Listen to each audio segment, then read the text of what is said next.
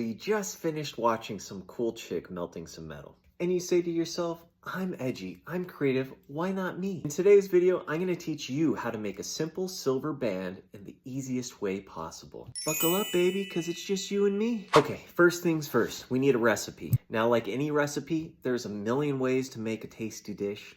And I'm not saying my dish is the tastiest, but my dish is gonna get the job done. And keeping with the cooking analogy, I like to cook a lot. Just a little something about your partner. We want to first assemble all the tools and ingredients we need for this silver ring. And let's do that right now. Oh, too much stuff.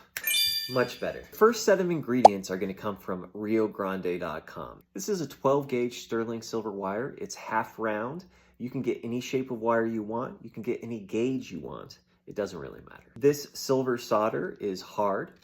Don't worry about the different silver solders for now. Just get hard. Just get hard. This is kind of like a honeycomb soldering block that I'm using. Less messy than charcoal. This next set of ingredients are things that you'll find in your house or at the local grocery store. We have some borax. We have a cup with water. We have a paintbrush, ruler, tweezers, lighter, and an old jar. Doesn't have to be a jar, it could be a cup too. I just prefer the glass. This is our last set of ingredients. We're gonna get these from Home Depot, Lowe's, Harbor Freight, just your local tool store, maybe even your garage. We have our propane tank and our torch head. We have some flush cutters or snippies, like I say. We have a little file, a hammer, doesn't have to be rubber tipped, can be regular, and a mandrel. You're gonna be such a good silversmith after you finish this video. You're gonna be like so good and cool. Now that we've assembled all of our ingredients, we're gonna go ahead and set up our solder station.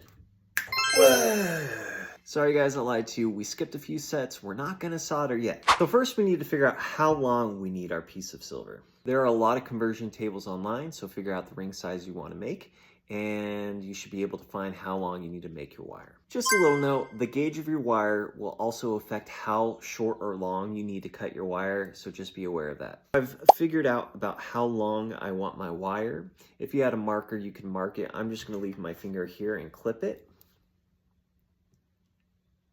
Ta-da, we're in business, baby. So once we have our wire, you may notice that the ends are not perfectly straight. That's not good. When we solder, we want things touching like this, right?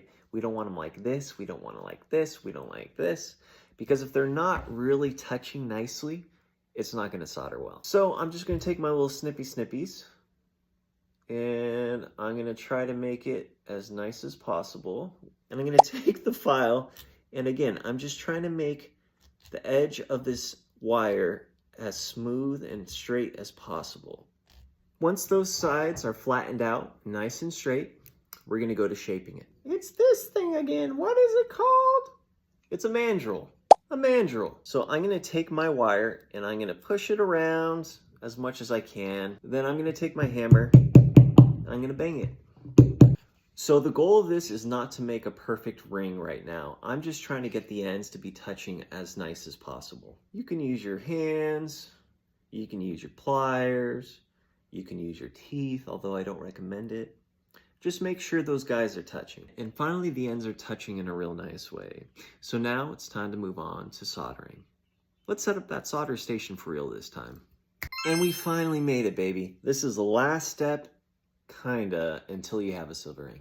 So obviously your solder station doesn't have to look like mine. I have an extra protective mat and tile underneath my solder block. You really only need a solder block. That's just gonna help with the heat. So we take our ring, we place it on the solder block, right?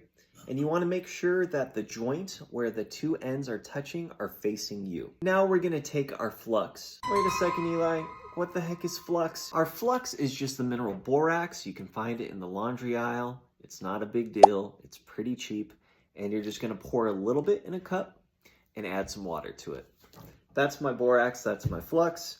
And we're just gonna use that to coat our pieces beforehand. You don't want it too liquidy. I added too much water here. You just kind of want a thick paste. Dip your old paintbrush from when you tried to be a watercolor artist and then you realized it was actually kind of boring and you didn't have the patience to do it. And you're gonna put it over your joint, just like that. Then you're gonna take your silver solder, not sterling silver, different composition, melts at a lower temperature than sterling silver, and you're gonna snip the littlest, tiniest piece. Super tiny, you kind of get used to how much you need just by doing it. Size-wise, think of like a small bug.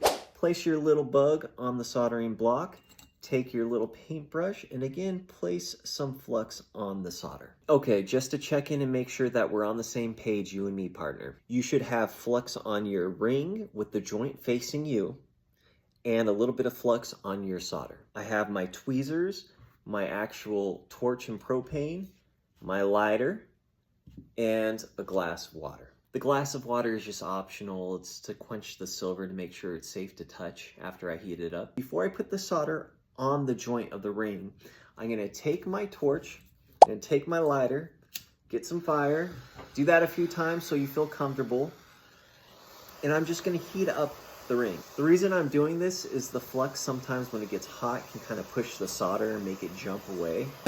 So I'm just making sure it's all been warmed up. You've preheated your flux. You're now ready to take your tweezers, grab the solder, and you're gonna place it right up against your joint. Make sure that the solder's actually touching both sides of the joint, right on that joint. You don't want it just to be on one side. Let's do it. Let's do it. Let's do it. Fire! We're gonna heat up the ring. I'm not just pointing the flame straight at the solder or the joint. I'm heating up the whole ring evenly at once. And I'm doing it slowly. I'm keeping that flame kind of low. I'm hitting it with the tip of the blue flame. And eventually you'll start seeing that solder start to turn into liquid and it will flow. The silver will suck it up and it'll fall into that joint. And there it is, the ring is connected. I'm gonna take my water and quench it. My joint was successfully soldered. And so now we're gonna make it round. Unless you have square fingers, then I don't know what to do for you. Pro tip, depending on what hammer you use, will determine how much this metal stretches.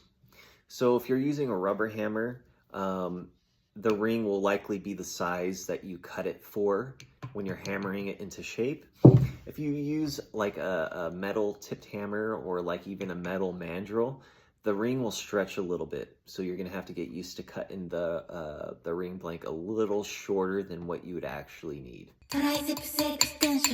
And there it is. It only took about 30 seconds and my ring is perfectly round and ready to wear. The silver is kind of black from the heat. So in my next video, I'm gonna teach you guys how to polish it up. Silly Solderer says, bye-bye.